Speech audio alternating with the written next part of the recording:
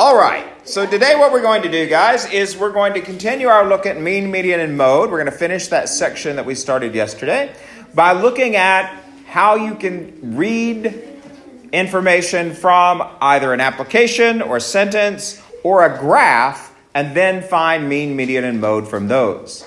Now, it is no different mathematically. You're still going to do what to find the mean? It's the sum of all the data values divided by the number of data values. Good. How are you going to find the median? What do you have to do first? Put the numbers in order, and then what? Number in the middle. What if there's 2 in the middle? Find the mean of the 2. Yeah, good. So add them together and divide by 2. Excellent. Good. All right. And the mode is simply the one that what? Occurs most frequently. Can you have more than one mode? Yes, you can have 2. You can have 2, which is called what?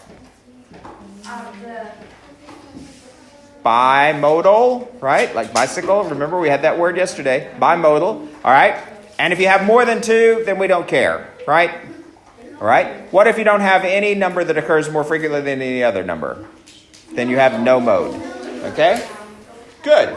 All right, so what we're going to do is we're going to look at some of these. And again, we're just going to go through a couple, and then I'm going to set you to work, because all we're doing is looking at how you can read the information from dot plots, bar charts, etc. So we're putting things together from the past information. And be prepared. This is the way these things are going to be asked on the test. It's very unlikely you're going to get just a list of numbers and say, find the mean, median, and mode. Normally, you'd be given a graph or some other information, and you have to find the numbers first, right? Does that make sense? Yeah. Okay. Now, there will be some really easy ones, yeah, but then they're going to be a little bit harder and a little bit harder. So think about what might be there.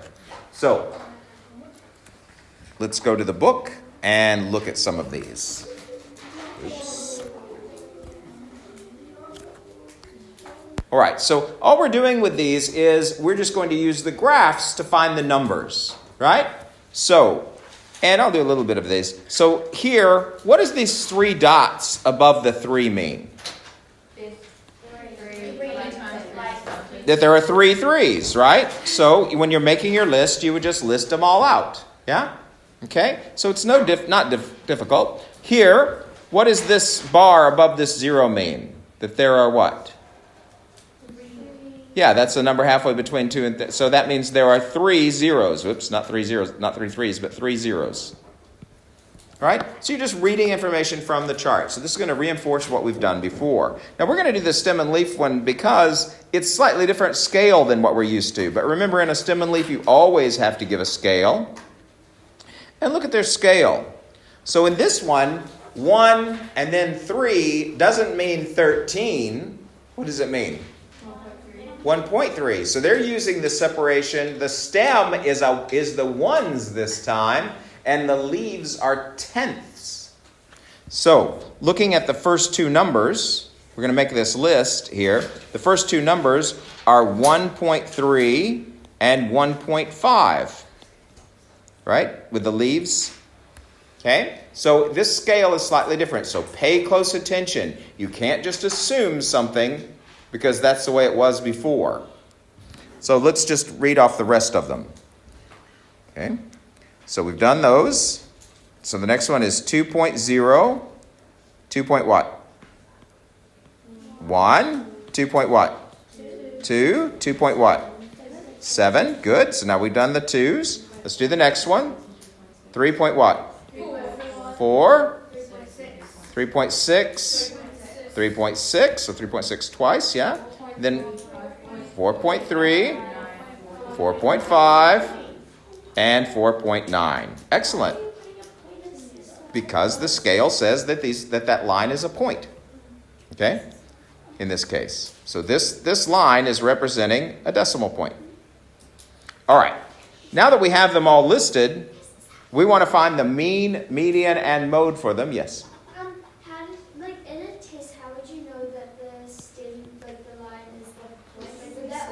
You have to have a scale, right? Remember when we drew these stem and leaf plots, I made you put a scale on them. You always have to have a scale, okay? All right. Now, because like your scale could be 1-3 equals 1,300. Right? That means every one of the leaves you have to put 2 zeros behind. So your scale can be anything. So be careful when you're doing this. What's your scale? All right? Now, what we're going to do is I'm just going to switch over to some notebook paper so that we can do the math for these. Now, you're going to do the math because you're the ones with calculators.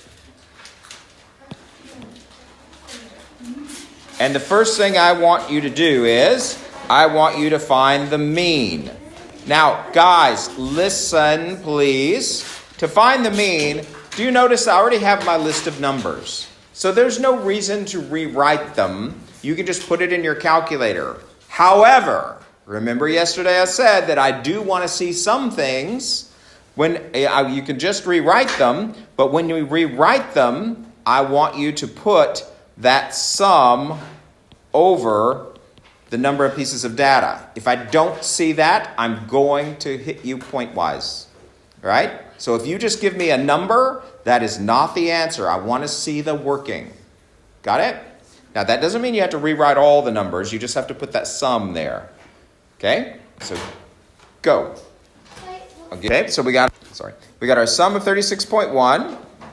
We had 12 numbers. We did that division. We get this, and it starts repeating that 3. So what we're going to do is we're going to round it. But if you round, I'm not allowed to say equals. I need to say about. That little squiggly equal symbol means about. So about 3. Or you could write about 3. Okay? So, either one of those would be fine, but learn that little squiggly equal symbol that means about. Do you have to do that unless that happens? Yes, if it happens, you don't want to write out all the decimals. Now, I want to see this, and then I want you to say that. Okay? You still have to write out what your answer is even with a bunch of decimals, right? You can stop eventually. You don't have to do more than 4 or 5. But write it out some so that I can see what's happening, and then round it. Okay? But if you round, you can never say it equals. You either have to say about or the squiggly equals, and I would prefer the squiggly equals, which means about. Okay? All right? Good job. Okay, ladies, same set of data. This time, we're going to look at the next thing they want, which is the median. So median is a lot easier. Go, you have 1 minute.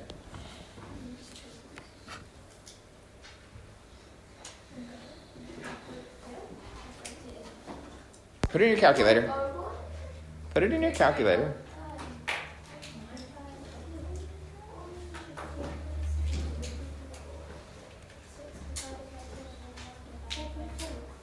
$6.1 divided by 2. 6.1 divided by 2. What's 6 divided by 2? Should we go back to like what 3.05? 3.05? Yeah. Okay. Now, 3.05 doesn't have decimal after decimal, decimal after blah, whatever. But we can still say that's about 3. Yeah? Okay? Now, what do you notice about your mean and your median? They're The same. Now find the mode, guys. So the mode was 3.6 because it's the only number that occurs more frequently than any other. It occurs twice and all the rest of them occur once. So looking at this, guys, look at this. So the mean was 3, about 3. The median was about 3. And the mode is about 3.6, which is bigger than 3, but not huge. So in this case, they all, well, you don't want to round it because it's just 3.6, yeah? So I wouldn't round it, but it's closer to 4 than it is to 3, isn't it? So the mode came out a bit bigger than the others, in which case we might not use the mode to represent this data. Yeah. Do you see my point? Yeah. Because it's bigger than the other two, so the other two might be a more accurate way of representing this data. Also, if this is about 4, how many numbers are there that are 4 or above? 3. Only 3. So that means 9 of the numbers, right, were lower than that. So, but if you include 3.6, that's 5, but there's still quite a few numbers. So it's not a bad measurement. It's just a little high, don't you think? Okay? So think about the numbers and why you might use them or not use them. Okay, let's look at another one. Hold on just a moment. So consider the performance of two groups of students in the same mental arithmetic test out of 10 marks. So we have two groups, and they want you to calculate the mean for each one, and then look to see if that makes a good comparison, and then which one they compared better. Now, we're not going to do that together. You're all going to do that on your own in a moment. Here's another one where they're doing a hot dog stand, and each one of them sells a different number. So they're going to ask you the highest number, and the mean and median, etc. Okay? So what I want you to work on from this point forward, we did up to 5. So you're going to do 6, 7, 8, 9, and 10. Starting on page, 371. So if you don't finish it in class, the rest is homework, yes.